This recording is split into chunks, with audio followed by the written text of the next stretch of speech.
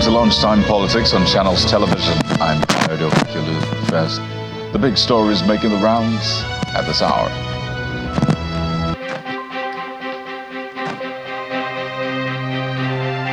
The worst is over, says Nigeria's Minister of Budget and Economic Planning, Atiku Bagudu, as he asks Nigerians to be optimistic about 2025.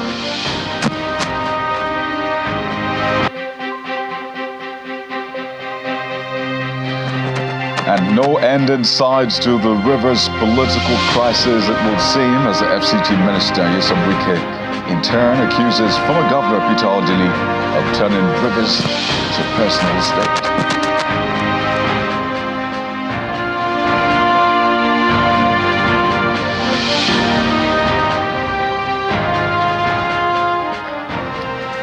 Let's get right into the program, and it's on the economic situation of the country. 2024 has been the year that a lot of people described as a year of difficulty. But the Minister of Budget and Economic Planning, Mr. Atiku Bagudu, says that Nigerians should be optimistic about the coming year as the country has passed through economic challenges. He was speaking on key expectations from the 2025 budget, which President Bola Tinubu presented to the National Assembly recently. The minister was at the residence of the president as part of a delegation which visited the Kingdom of Saudi Arabia for bilateral discussions and collaboration. We have taken the top choices. We have seen maybe where we have seen the worst we could see. And not unexpected, that is why social protection was improved. So what we are expecting to see in 25 is better economic, lower inflation, more employment opportunities, more support for businesses, more infrastructure development, more funding of security and better security, and all those priority areas, human capital development, education, health.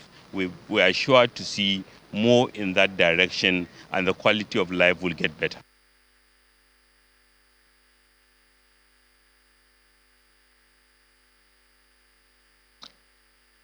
Meanwhile, the Minister of Finance and Coordinating Minister of the Economy, Mr. Wale, who led the delegation, said the trip had led to investments and jobs for Nigerians. He says it's a follow-up on the economic diplomacy of President Tinubu and the inroads he has made in Saudi Arabia. We all went really to follow up on the economic diplomacy, the incisive, robust, and of course, exhaustive economic diplomacy that His Excellency Mr. President has carried out around the world, on all the continents, whether it's South America, Brazil, whether it's Asia, China, India, Europe, Germany, France, everywhere. It was in continuation as a follow-up to ensure that the inroads and successes that he has made with, in this case, in Saudi Arabia, the burgeoning, developing relationship with His Royal Highness, the Crown Prince of Saudi Arabia.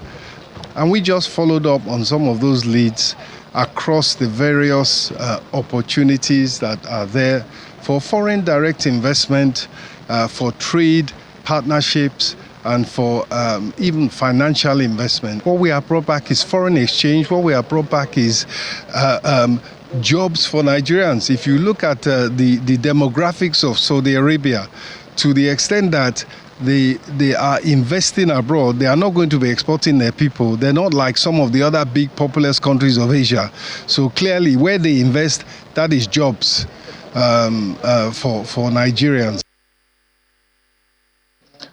Now, let's talk security. The police is expressing determination to sustain the fight against kidnapping, armed robbery, and other forms of criminality across the country. A statement by the Force Public Relations Officer, Odili, the police reeled out the success recorded in the fight against criminality in the past 1 week. According to him, operatives of the police further intensified and reinvigorated their strategies, resulting in rescue of numerous victims and the apprehending several suspects.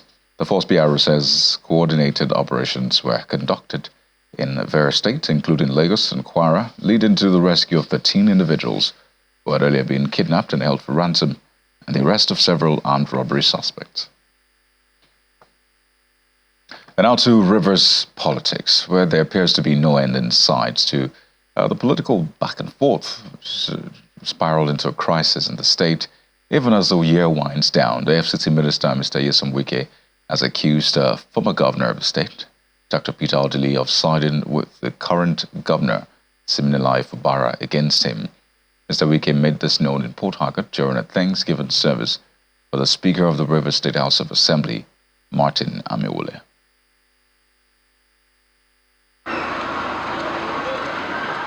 The Church of the Holy Spirit Anglican Communion Port Harcourt is the venue for the Thanksgiving service in honor of the Speaker of the Rivers State House of Assembly, Martin Amewule.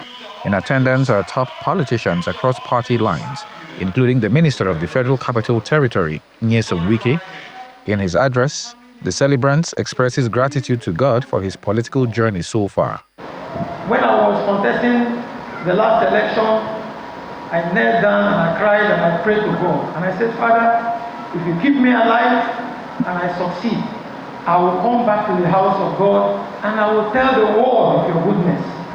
And I will thank you for what you have done. How did I become the speaker? Send him. He spoke to our people. He spoke to my colleagues. Allow him.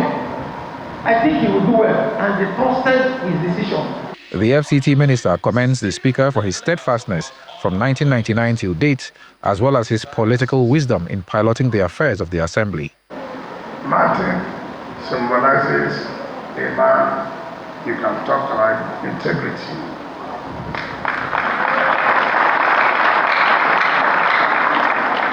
Right from 1999, when I was chairman of council, there was a councilor. He has never wavered one day. Mr. Wike goes on to criticize former Governor Peter Odili for allegedly siding with the current governor, Siminalayi Fubara, in the current political crisis in the state. In 2007, when he left power, he couldn't hear power because Amechi was the governor then. He was governor. When I came in as governor in 2015, I won't use the word they resurrected, but I brought him back to life. I have to personally call Jonas Vega to build a mansion for him. He called the whole Nigerians that they should go and thank Wike, that Wike has shown him love. It was his nephew, the senior brother's son, that was recommended to be that commissioner. You know what he had to do? Oh, no, let's put our sister, your sister. I said, who's my sister? He said, Ada. He said, personal estate. Who is not having the personal estate? His wife is chairman of government council. His daughter is commissioner. His other daughter is a judge. He now is the general overseer. Mr. Wike's comments come shortly after Dr. Peter Odili publicly praised Governor Fubara for his developmental achievements in office. This exchange hints at escalating political tensions in 2025. Charles Oporum, Channels Television News. Meanwhile, Governor Siminalayi Fubara is calling on his supporters to remain calm amidst the political tension in the state, assuring them that it's not time for active politicking. Governor Fubara was speaking at the 7th anniversary of the kingship installation of Eze Cassidy Ekewidi, a politician turned traditional ruler of the Akko people in Outer East local government area. While commending the traditional ruler, he urged the people to embrace peace, emphasizing that development can only thrive in a harmonious environment.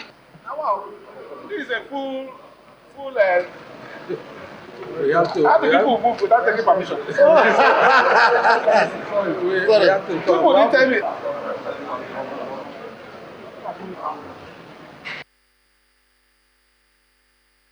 It is God that has led us from that day to today.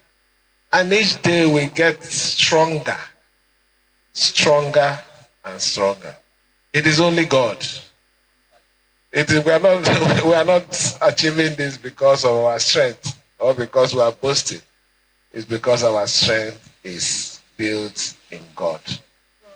So we don't need to worry about what people are saying.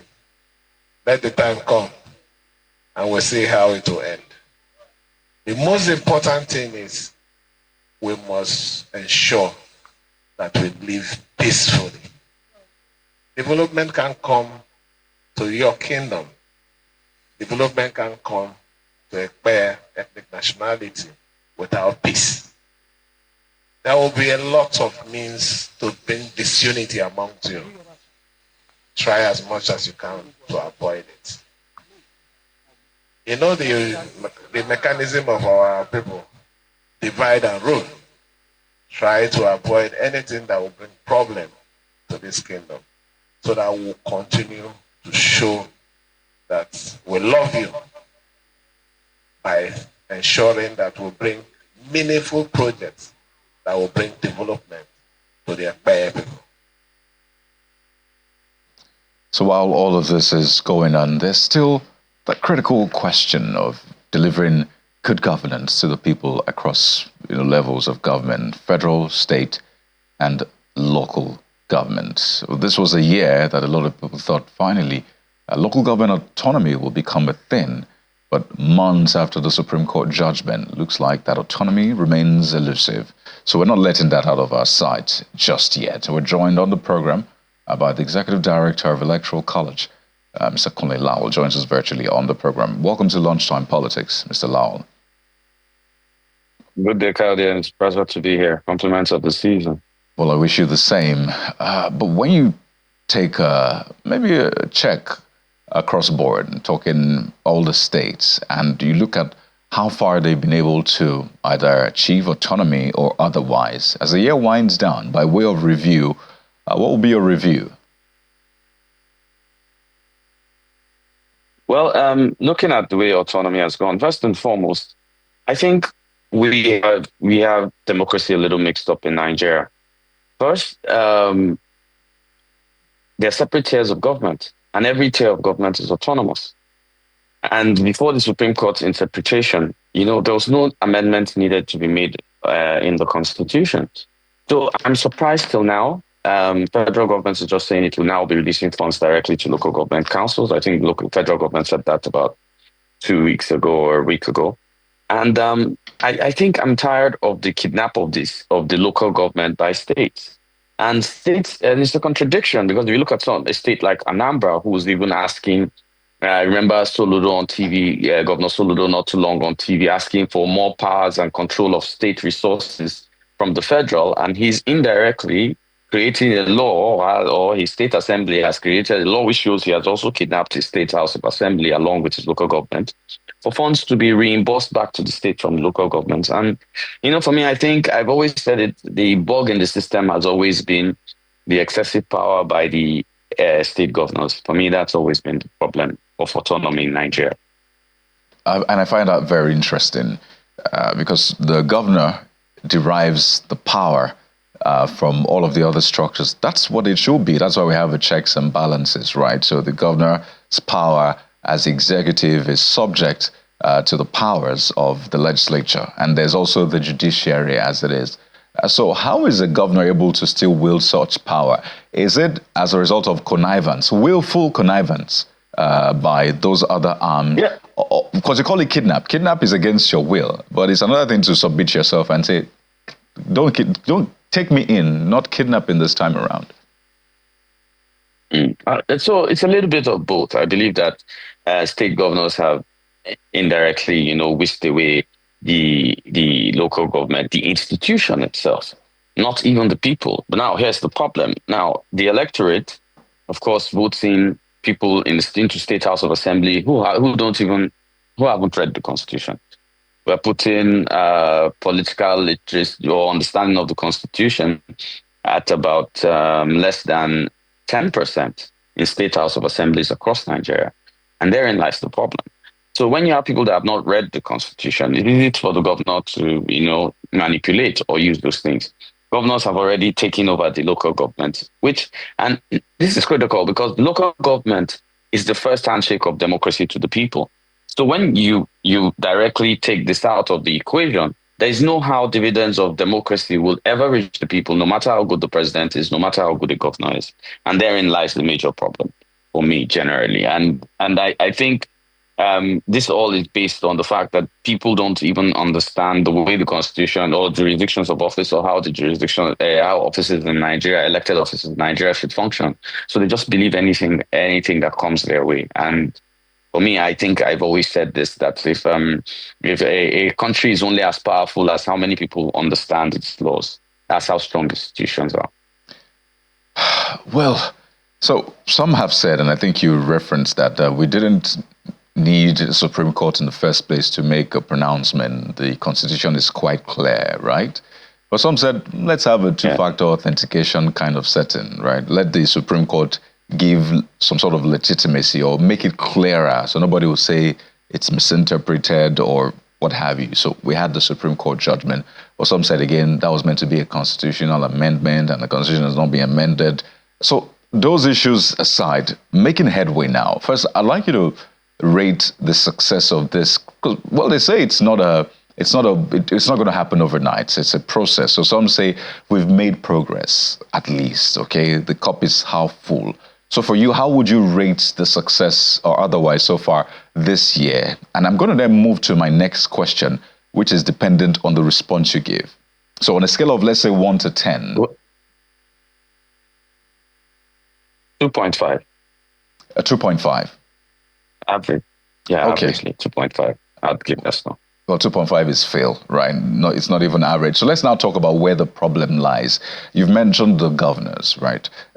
Some will say, no, the law is quite clear. It gives powers to the legislator as well. That's the state. Some even say, you know what, the law is quite clear on the kind of powers that the local council chairmen have as well. So again, this is them willfully, either by coercion or otherwise, giving their power, ceding their authority to the state. So if you say maybe the linchpin here, who would it be for you? The governors will say, no, we've released all the monies.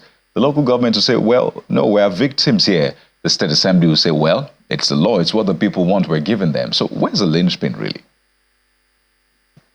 Okay, so if I were to say what could alter the game entirely, for me, I would critically think it will be the electorate. And now, this is why the electorate and people are important. You see, the Constitution is also clear that there is no immunity to local government. At the fact they do not have immunity, it means that they can share the funds with governors if they wish. Everybody should just take their local government chairpersons to court and how do I put it? Co-sue or in the suit, bring in the EFCC and the NFIU on these conversations. And by the time 1 or 2 local government chairpersons go to jail, I think it will stop the usual kidnap or the so-called supremacy of state governors. It will stop, because that's when local government chairpersons will understand that the risk is going to jail. Because a governor has immunity, would you give him your money and to jail for him? You won't do that. So for me, I think the onus actually is not what the federal government does. It's not what the state government does. The onus lies on the electorate itself to take laws into their hands or use the powers of the law to actually act. And to reiterate that point you made, because the electorate is watching right now. So Mr. Kunle says the onus is on you, the people, to either test the law by taking that would be the day actually, if a group of people in a local government were to take their chairman or others take their chairman to court, that will be the day. So well, I think the ball is in the court of the electorate after all. But it would seem that what the people pay attention to mostly is the back and forth. Take what is playing out in Rivers State, for example. So people they've been forced to take a side now. So you either take the side of the governor or the side of the FCT minister. And that is what governance now means to them. Who's going to win this battle?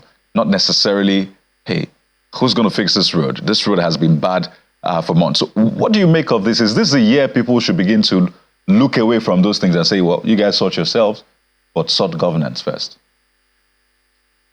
And if I were to advise the electorate, it's clear. The president generally is not your business. The governor is less a lot of your business. Your number one primary person is your local government chairperson. But here's the confusion. Nigeria has less than 7% participation in Nigeria in local government elections, which means that people have been tilted. And I think it's because maybe we come from a military perspective, or because we have been long held, we're still young in a democracy, to think that dealing with the dilly-dallies with the president, or the debacles happening in states like Rivers State and etc., and the political tussle is politics. That's not what it is. The real politics, and I said earlier in this conversation that the first handshake of democracy to the people remains clearly the local government. So if we continue to negate this, we're not going to have any development in Nigeria. So in 2025, there's anything I could get the electorate to do. Pay attention to your local government. Pay attention to your local government. Focus on your councillors to make adequate laws, because the councillors are actually the National Assembly of the local government. So they should be able to make laws that if you are able to handle that, there are the primary problems with sanitation, with a lot of other things, roads and every other thing available or affecting the basic Nigerian directly before you start discussing president or governor. There you go. So maybe one more practical pointer now. Some communities might be able to afford legal fees, right, and take their chairman to court or just seek some sort of legal intervention, right? But what about communities that will not be able to afford that, definitely? And we have lots of them spread across different parts of the country. What other ways can they, on the one hand, engage and get the right results from their local governments? I think if we put this fully in perspective, for people like that, I think they can get in touch with, there are enough CSOs that want to help out with this kind of conversations. I believe also literally that if we looked at, if these communities want to understand what exactly is at risk, here's what's at risk. No local government in Nigeria receives less than 250 million per month in FAC allocation. This is going up to places like Kalimosho that go as high as 1.8 billion per month in FAC allocation, just from local governments. When you see what you're dealing with and what you're losing, I believe there are many CSOs that would reach out. I believe there are pro bono and there are organizations that will handle this and lawyers that will handle this pro bono. I think it is necessary for our democracy. And if we do not have this conversation, I do not see us growing in our democracy anytime soon. Let me just troubleshoot this further. So if we were to go to court, which of the courts would we take this to? Would it be a state court where that a lot of the judges... Right. No. So maybe we can troubleshoot we know this Nigeria. Yeah, we know Nigeria a little too well, so I will not advise this case is being taken to a court that is in the particular state. Take it out of your state. Take it to, let's say, Abuja. Take it to wherever, just the court outside the jurisdiction of your state. Because like I critically stated earlier, governors have not only kidnapped local governments, have not only kidnapped state legislature, they've also kidnapped state judiciary. And at that point, you will not get the kind of adequate law, you will not get the kind of justice you'll be expecting to get. So take the conversation out of your state, take it somewhere else. And I'm sure that local government chairperson will go to jail. And when that happens, I think a whole revolution, that's an intellectual revolution, and an Algon will occur. Well, there you go. Just humor me for a moment now, because you have a lot of the governors saying, hey, we have released all the funds. I don't have any hand in the monies of the local governments. And I can show you proof. This is what they say time and again. There's proof. We give them their money. So I don't know anything about this kidnapping you're talking about. But do you have governors that have been maybe bright spots for you? Like say, okay, well, this governor seems to be doing well, or this state government seems to be doing well in terms of autonomy for the local government. Well, if I were to take an average look across states in Nigeria, I'll be critical to mention that I think Lagos stands as a role model in this performance. I'm not saying Lagos is perfect, but I'm saying Lagos has done a lot more. Another state which comes critical, I remember Kaduna as of under Governor El-Rufai. I'm not sure about it being under Governor Obasania, whether the tradition has continued, but under Governor El-Rufai Kaduna was quite exemplary with these actions. Apart from that, it's been, I don't know, it's been a tea party by governors. I need to remind Nigerians and the electorate that in 2020 alone, 2.02 trillion was given to local governments entirely by the federal government. And this is the amount of money we're talking about getting lost in translation. Well, there you go. Hopefully this will spur the people to really take action. After all, they say power belongs to the people. But we have to thank you so much, Mr. Kunle Lawal, for arming people with this vital information. They can actually go to court and get some sort of redress. Mr. Kunle Lawal is Executive Director of Electoral College. Once again, I wish you a prosperous new year ahead. Happy New Year, Kadi, and thank you. And just before we go, let's tell you that the President of the Nigerian Senate and former Governor of Akwa State has attributed the emergence of Monday Okpebholo as the Governor of Edo State to God, as he believes the mandate was divinely orchestrated to provide Edo the development it requires at this time. Mr. Akpabio shared this opinion with journalists when he received the Edo State Governor at his residence in Uyo, Akwa State. The Governor of Edo State, Monday Okpebholo, said a desire to tap from the Senate President's wealth of experience as well as share ideas with him was behind his visit to the President of the Senate.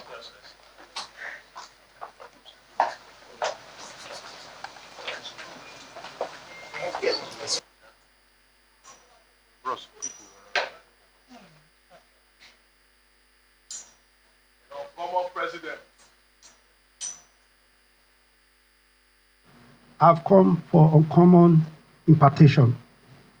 If you see the development strive in Akwa Ibom, I've come to learn from him. I'm here just to get advice from him. 2024 is ending, and we are beginning 2025. By the grace of God, my coming here is to get that impartation for 2025. Amen. So I've come, and he has advised me. Every leadership comes from God, and God chooses who he pleases. So it has pleased God to choose the APC to Edo at a time like this, and that increases the number of the states in the South governed by the APC. So you can imagine the joy of the Senate President, who happens to be a son of the soil from the Niger Delta and the South, that today we have Cross River State as an APC state, and we have Edo as an APC state. Well, of course, they were colleagues in the National Assembly. There you have it, Lunchtime Politics for this afternoon. Thank you for watching. I'm Kayode Okikulu. Stay with Channels Television. All of your breaking stories. Goodbye.